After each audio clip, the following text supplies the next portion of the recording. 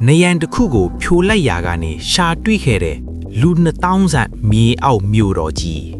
းသင်ကိုယ့်အိမ်ကိုပြုပြင်ရင်နေရန်တစ်ခုကိုရုတ်တရက်ဖြိုချလိုက်တဲ့အခါအဲ့ဒီနေရန်ရဲ့နောက်ကွယ်မှာလူပေါင်း2000ကျော်နေထိုင်ခဲ့တဲ့မြို့ကြီးတစ်မြို့လုံးပုံကွယ်နေမယ်လို့ဘယ်တော့မှများစိတ်ကူးမိဖို့ပါတယ်လေဒါဟာသိပ္ပံစိတ်ကူးရင်ရုပ်ရှင်တွေကဇလန်းတပုတ်မဟုတ်ပါဘူးဒါဟာလွန်ခဲ့တဲ့နှစ်ပေါင်း60ကျော်1963ခုနှစ်မှာတူရကီနိုင်ငံကတာမန်အမျိုးသားတဦးတကယ်ကြုံတွေ့ခဲ့ရတဲ့ဖြစ်ရမှန်ပါသူဟာသူ့အိမ်ရဲ့မြေအောက်ခန်းကိုပြုပြင်ရင်နေရန်တစ်ခုကိုမတော်တဆဖြိုလိုက်မိချင်မှာနှစ်ပေါင်းထောင်ကြီးကြာအောင်ပျောက်ဆုံးနေခဲ့တဲ့ကမ္ဘာအကြီးဆုံးဒရင်ဂူယူမြေအောက်မြို့ကြီးကိုပြန်လဲရှာဖွေတွေ့ရှိခဲ့ပါတယ်ဘယ်လိုမြို့ကြီးလဲဒီမြို့ကြီးကိုဘသူတွေကဘာကြောင့်တိဆောက်ခဲ့ရတာလဲဒီနေ့မှာတော့ကမ္ဘာအံ့ဖွယ်တစ်ခုလိုတင်စားရတဲ့ဒီလျှို့ဝှက်ဆန်းကျယ်မြေရောက်မြို့ကြီးရဲ့အကြောင်းကိုတင်ဆက်ပေးသွားမှာပဲဖြစ်ပါတယ်1963ခုနှစ်ရဲ့နွေးထွေးရဲ့နေ့တစ်နေ့မှာတူရကီနိုင်ငံကပ္ပဒိုစီးယားဒေသကအမျိုးသားတဦးဟာသူ့အိမ်ရဲ့မြေရောက်ခန်းကိုပြန်လဲမှွမ်းမှတ်နေခဲ့ပါတယ်ပိုမိုကျယ်ဝန်းတဲ့အခန်းတစ်ခုရဖို့ရည်ရွယ်ချက်နဲ့မြေရောက်ခန်းထဲကနေရန်တစ်ခုကိုဖြိုချလိုက်ခြင်းမှာတော့ထူထဲတဲ့မြေနေရန်နောက်ကွယ်မှာမှုန်မဲနေတဲ့လျှို့ဝှက်ဥမင်လောင်ခေါဤတစ်ခုကိုသူရုတ်တရက်တွေးလိုက်ရပါတယ်။အဲ့ဒီလူဟာစူးစမ်းလို့စိန်နဲ့တက်မီလေးကိုကင်ပြီးထိုဥမင်ထဲကိုတဖြည်းဖြည်းချင်းဆင်းသွားခဲ့ပါတယ်။ဆင်းလေလေပိုမိုကျယ်ဝန်းတဲ့အခန်းတွေပြီးတော့မြေအောက်ထဲကိုဆက်လက်စီးဆင်းနေတဲ့လမ်းကြောင်းမြောင်များစွာကိုသူအံ့ဩတုန်လှုပ်စွာတွေးမြင်ခဲ့ရတာပါ။သူတွေးလိုက်ရတာဟာတာမန်လောင်ကောင်းတစ်ခုမဟုတ်ပဲနှစ်ပေါင်းထောင်ကြီးကြာအောင်ကမ္ဘာမြေရောက်မှာပုံကွယ်နေခဲ့တဲ့ရွှေဟောင်းမြို့ကြီးတစ်ခုရဲ့အစဖြစ်နေပါတယ်။ဒီရှာဖွေတွေ့ရှိမှုဟာကမ္ဘာရှေးဟောင်းသုတေသနပညာရှင်တွေကိုအကြီးအကျယ်တုန်လှုပ်သွားစေခဲ့ပါတယ်။ဘာလို့လဲဆိုတော့ဒီမြို့ကြီးဟာတာမန်ပုံခိုခြင်းလေးတစ်ခုမဟုတ်ပဲလူပေါင်း2000ကျော်ကိုအပြင်လောကနဲ့အဆက်အသွယ်မရှိပ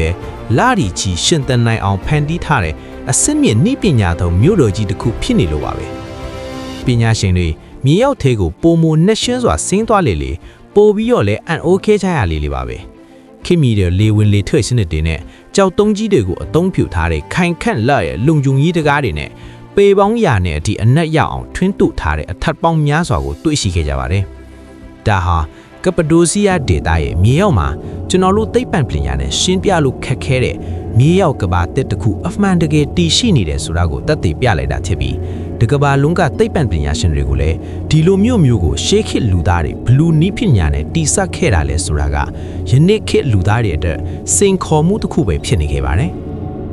ကပ္ပဒိုစီးယားဒေသဟာစစ်ပွဲတွေခဏဖြစ်ပွားတဲ့နေရာဖြစ်ပါတယ်ရန်သူတွေရောက်လာပြီဆိုတာနဲ့မြေပေါ်မှာရှိတဲ့ရွာသားတွေဟာသူတို့ရဲ့ဒရိတ်ဆန်တွေအစားအစာတွေနဲ့အတူမြေအောက်ထဲကိုဆင်းသွားကြပါတယ်ပြီးရင်ကြောက်တုံးတကားကြီးတွေကိုပိတ်လိုက်ကြတာပါရန်သူတွေဟာမြေပေါ်မှာဘသူ့ကိုမှရှားမတွေ့တော့ပဲလူ2000ဟာမြေအောက်ထဲမှာလာနေချီပြီးဘေးကင်းကင်းနဲ့ပုံအောင်နေနိုင်ကြပါတယ်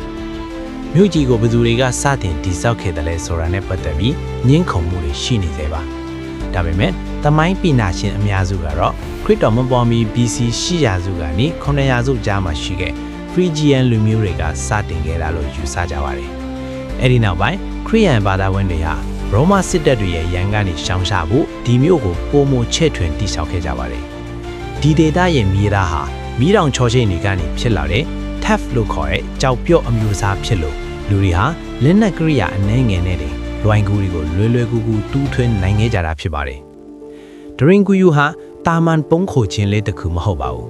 ။ဒါဟာစနစ်တကျစီမံထားတဲ့မြို့အကြီးကမြို့ပါ။အပေါ်ဆုံးထပ်မှာတော့ဒရိဆန်တွေထားတဲ့မြင်းဆောင်တွေနွားတင်းကုတ်တွေရှိပါတယ်။ဘာလို့လဲဆိုတော့ဒရိဆန်တွေစီကထွက်တဲ့အနံ့အတတ်တွေကမြေအောက်ထဲမဖြန့်သွားအောင်နဲ့အရေးပေါ်ဆိုရင်အမြန်ဆုံးခေါ်ထုတ်နိုင်အောင်လုပ်ထည့်ပါတယ်။အလဲထပ်မှာတော့လူနေအိမ်တွေစားနေရိတ်ခတ်တိုးလောင်ယုံတွေဝိုင်ချက်ဆက်ယုံတွေနဲ့စီကျိတ်ဆက်တွေရှိပါတယ်။အောက်ဆုံးပိုင်းမှာတော့ဖျားเจ้าတွေနဲ့လုံခြုံရေးအခန်းတွေရှိပါတယ်။ထူးခြားချက်ကတော့ဒီမြို့ထဲမှာစာတင်ကျောင်းတွေတော့ရှိခဲ့တာမို့မြေအောက်ထဲမှာလူမှုဘဝတစ်ခုလုံးကိုပုံမှန်အတိုင်းလဲပတ်နိုင်နေတာပဲဖြစ်ပါတယ်။မြေအောက်ပေ280မှာလူ2000ဘယ်လိုအသက်ရှူတယ်လဲ။ဒါဟာအံ့ဩစရာအကောင်းဆုံးအချက်ပါ။သူတို့ဟာမြေပေါ်ကနေမြေအောက်အနက်ဆုံးအထိပေါက်နေတဲ့လေဝင်လေထွက်ပြွန်ပေါက်2500ကျော်ကိုဖန်တီးထားပါတယ်။ဒီပြွန်တွေဟာလေဝင်ဖို့တင်မကပဲမြေအောက်ရေကိုခတ်ယူနိုင်တဲ့ရေတွင်းတွေအဖြစ်ပါအသုံးချခဲ့တာပါ။ လုံခြုံရေးအတွက်ဆိုရင်လည်းအခန်းတစ်ခုချင်းစီရဲ့အဝင်ဝမှာပေါင်1000ကျော်အလေးချိန်ရှိတဲ့ဝိုင်းဆက်ဆက်ကြောက်တုံးတကားကြီးတွေကိုတက်ဆင်ထားပါတယ်။ဒီတကားတွေကိုအတွင်းဘက်ကနေပဲအဖွင့်အပိတ်လှုပ်လို့ရပြီးအလဲမှာအပေါက်ငယ်လေးတစ်ခုပါပါတယ်။အဲ့ဒီအပေါက်ကနေတဆင့်အပြင်ကရန်သူတွေကိုများနဲ့ပြစ်ခတ်နိုင်အောင်ဖန်တီးထားခဲ့တာပဲဖြစ်ပါတယ်ခင်ဗျာ။ဒရင်ဂူယူမြေအောက်မြို့တော်ဟာရှေးခေတ်လူသားတွေရဲ့အခက်ခဲကြကရုံးကန်ရှင်တန်လူတဲ့စိတ်ဓာတ်နဲ့ထူးကဲတဲ့ညံပညာကိုပြသနေတဲ့အမွေအနှစ်တစ်ခုပဲဖြစ်ပါတယ်။ဒီနေ့အချိန်မှာတော့ဒီနေရာဟာခရီးသွားတွေကိုဆွဲဆောင်နိုင်တဲ့ကဘာကျော်နေရာတစ်ခုဖြစ်လို့နေခဲ့ပါပြီ။သင်ရောဒီလိုမြေအောက်မြို့ကြီးထဲမှာတညလောက်ပုံနေရမယ်ဆိုရင်ဘယ်လိုခံစားရမလဲ။ comment မှာရေးပေးသွားပါဦး။အခုလိုစိတ်ဝင်စားစရာအကြောင်းအရာတွေကိုအမြဲကြည့်ချင်ရင်တော့ like နဲ့ subscribe လုပ်ထားဖို့မမေ့ပါနဲ့။ကျေးဇူးတင်ပါတယ်ခင်ဗျာ။